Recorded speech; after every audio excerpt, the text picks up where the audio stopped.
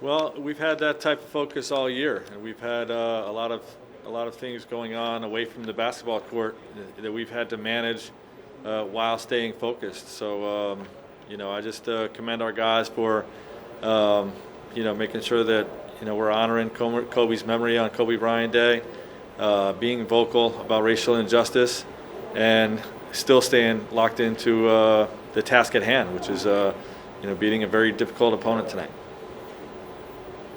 And Frank, just in lieu of the events in Wisconsin tonight, what have you seen from your players throughout this time in the bubble as they try to react to the various things that have been going on socially and representing for racial injustice and things along those lines? How has that hit you?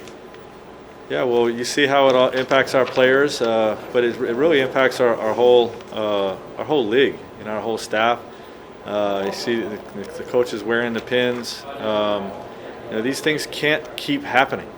And we've been very intent on staying strong on the message that we have to fight against racism, excessive force in the police departments, and again, just a sad day that this happened again. So we'll continue to raise awareness. Hey Frank, it's Dave. What correlation, if any, was tonight's result with the thought process and the honoring of Kobe Bryant for you guys, one of your stronger games all year? And then also, did you notice the score when it read 24-8 in your guys' favor? Wow, I did not notice it, and it's an emotional day, obviously, and it's interesting that the first time we took the court, it was against this team. The first time we took the court after Kobe passed and Gigi passed, it was against this team. So we lost that game. And, I think our guys probably carried a little bit more importance from that. Just wanted to make sure that we performed at a high level. And, we're able to just do a great job of that and play a great game. Everybody on the team did their job tonight. And they all contributed, and it was a great team win. Hey Frank, you guys have obviously been carrying Kobe's memory with you throughout this restart. It was the first time in months and months and months that you guys have played a game where Kobe's memory was such an overt presence in the signage around the arena, obviously the uniforms. How different was the emotional energy of this game because of all of that? And did it remind you at all, obviously you're in the bubble now, but did it remind you at all of some of those first games after the tragedy? It definitely did remind me of that. The emotional aspect did feel different than any other game we played since we've been in the bubble. Obviously Kobe is dearly missed, and it's to have a game on 8/24, Kobe Bryant Day. I think all of us in our whole organization, but in particular our players, felt that and carried that emotion onto the playing court. Tanya Ganguly? We're still mad about losing that first game. Do you see that from the players that even though you're up 3-1, they're still they're so mad about that?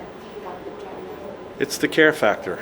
Our guys really care. They take great pride in being a great basketball team. We have high aspirations to win a championship this year, and anytime we get scored on, our guys get mad. So not surprising to hear him say that, he was mad and we were mad we lost game one. But look, this is a terrific opponent we're playing, and our guys are raising to the challenge. But Portland is a great basketball team. They're very well coached, and the firepower they have offensively, is very challenging to deal with. So I'm happy to hear KCP has that type of care factor. Our whole group does. All right, last question. Kyle, sorry. Go ahead. No problem. Just first AD, I guess in his walk-off said he was fine and expects to play Game 5. Just one, what was the decision-making behind making sure that he left in that third quarter? And two, is the AD that you saw in the first 10 minutes of this game sort of the one that you've been waiting for consistently and at the start of games?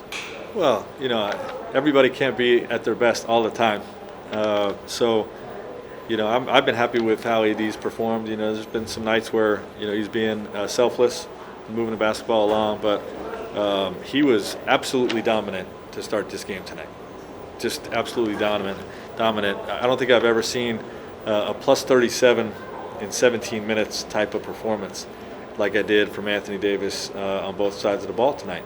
You know, I mean, what he did defensively, he had one play where he had 2 deflections on both sides of the guy he was guarding, and then dove on the floor and got a loose ball and got us going on the break. His several blocks, deflections, containment plays. I mean, he was just all over the place on the defensive end, and then he was making everything. So, you know, just a dominant performance to start the game for us.